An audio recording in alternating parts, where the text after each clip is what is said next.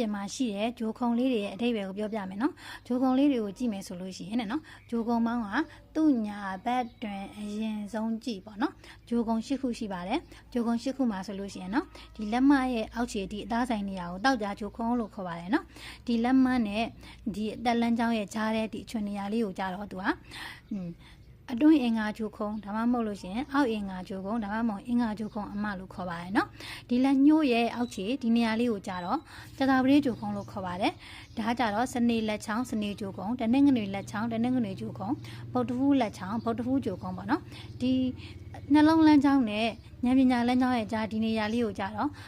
အပြင်အင်္ဂါဂျိုခုံဒါမှမဟုတ်ရင်အပေါ်အင်္ဂါဂျိုခုံဒါမှမဟုတ်ရင်အင်္ဂါဂျိုခုံအမလို့ခေါ်ပါရနော်ဒီမှာဒီနေရာလေးကိုကြတော့အသက်လန်းချောင်းရဲ့အပြင်ဘက်ပေါ့နော်ဒီနေရာကိုကြတော့တနင်္လာဂျိုခုံလို့ခေါ်ပါရနော်ဂျိုခုံလေးတွေရဲ့အဓိပ္ပာယ်ကိုပြပြမယ်လက်မရဲ့အောက်ခြေဒီနေရာလေးကိုတော့အသားဆိုင်နေရာလေးကိုတော့တောက်ကြဂျိုခုံလို့ခေါ်တယ်တောက်ကြဂျိုခုံကဆိုလို့ရှိရင်လူတယောက်ရဲ့နော်ချစ်ချင်းမြတ်တာတရားနဲ့ပတ်သက်တဲ့အကြောင်းအရာတွေကိုဖော်ပြတယ်ချစ်ချင်းမြတ်တာမှာဆိုလို့ရှိရင်928မြတ်တာ1500မြတ်တာစသည်ဖြင့်ဖော်ပြပါရနော်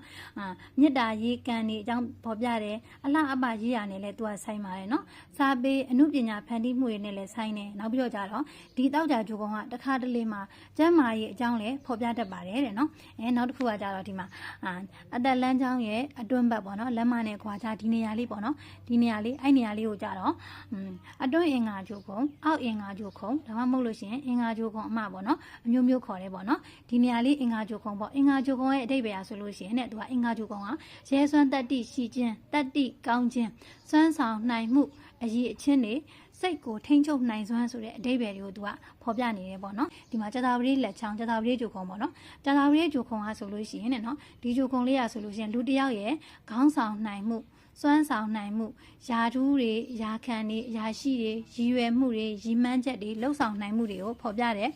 ဂျိုခုံဖြစ်ပါတယ်နော်နောက်တစ်ခုကကြတော့ဒီမှာလက်ခလဲစနေလက်ချောင်းစနေဂျိုခုံပေါ့နော်စနေဂျိုခုံကဆိုလို့ရှိရင်နော်လူတယောက်ရဲ့စီမံခန့်ခွဲနိုင်မှုနော်စီးစနစ်ကြမှုသူ့ရဲ့စိတ်ဓာတ်ရေးရာတွေဥဆောင်နိုင်မှုတွေ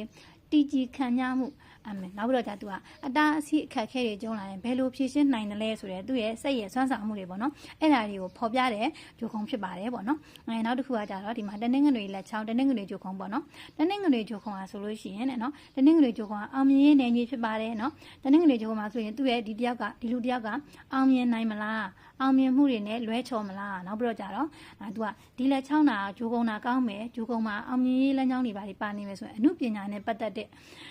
အကြောင်းအရာတွေရန်ကောင်းနေပေါ့နော်နောက်ပြီးတော့သူကနာမည်ကုန်သတင်းကြီးမှုတွေနော်နာမည်ကုန်သတင်းကြာဆင်းမှုတွေစတဲ့အောင်မြင်မှုတွေကိုလူတယောက်ရဲ့အောင်မြင်မှုကြာရှုံးမှုတွေကိုဖော်ပြတဲ့ဂျိုခုံဖြစ်ပါတယ်ပေါ့နော်နောက်တစ်ခုကဒီမှာဗုဒ္ဓဟူးလက်ချောင်းဗုဒ္ဓဟူးဂျိုခုံပေါ့နော်ဗုဒ္ဓဟူးဂျိုခုံကဆိုလို့ရှိရင်နော်လူတယောက်ရဲ့ဒီမှာငွေကြေးစည်းဝါးပြည့်စုံမှုငွေဝင်တွေကောက်မလားပေါ့နော်ငွေကြေးစီမံခန့်ခွဲနိုင်မှုတွေနောက်ပြီးတော့စက်မှုလက်မှုနဲ့ပတ်သက်တဲ့အရာတွေနောက်ပြီးတော့ကြတော့အယောင်းအဝယ်လုပ်ငန်းတွေနောက်ပြီးတော့ကုသန်းရောင်းဝယ်လုပ်ငန်းတွေပေါ့နော်အဲ့ဒီလုပ်ငန်းတွေအဆင်ပြေနိုင်မလားဆိုတာဖော်ပြတဲ့ဂျိုခုံလေးဖြစ်ပါတယ်ပေါ့နော်ဒါကကြတော့အပြင်အင်္ဂါဂျိုခုံလို့လည်းခေါ်တယ်ဒီအင်္ဂါဂျိုခုံနဲ့အဓိပ္ပာယ်နဲ့အတူတူပါပဲနော်ဒါပေမဲ့လို့နော်ဒီအပြင်အင်္ဂါဂျိုခုံကကြတော့သူ့ရဲ့တိခံနိုင်စွမ်းနေနော်စိတ်ခံစားမှုတွေကိုပေါင်းဆက်ပြီးတော့ကြတော့ထည့်ရပါတယ်နော်စိတ်ခံစားမှုတွေတိခံနိုင်စွမ်းနေစိတ်ခံစားမှုတွေဖော်ပြတဲ့ဂျိုခုံလေးလည်းဖြစ်ပါတယ်နော်နောက်ဆုံးတစ်ခုကကြတော့ဒီမှာတနင်္လာဂျိုခုံပေါ့နော်တနင်္လာဂျိုခုံကဆိုလို့ရှိရင်နော်လူတယောက်ကဆိုလို့ရှိရင်မွေးရမြေမှာအကျိုးပေးမလားနိုင်ငံရခြားမှာခီးသွားလို့ရနိုင်သလားနိုင်ငံရခြားကံပါသလားပေါ့နော်နိုင်ငံရခြားမှာအခြေချနေလို့ရမလားစတဲ့ခီးသွားကံတွေရဲ့နောက်ပြီးတော့ရဝေးမြေခြားကံနောက်ပြီးတော့ကြတော့သူက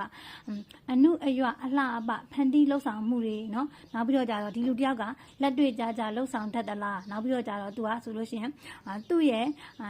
စွမ်းအင်ပေါ့နော်သိနိုင်စွမ်းမြင်နိုင်စွမ်းနေနောက်ပြီးတော့ကြတော့စာပေအမှုပညာနဲ့ပတ်သက်တဲ့အကြောင်းအရာတွေသိချင်လို့ရှိရင်ဒီနေရာလေးကဖော်ပြနေပါတယ်နော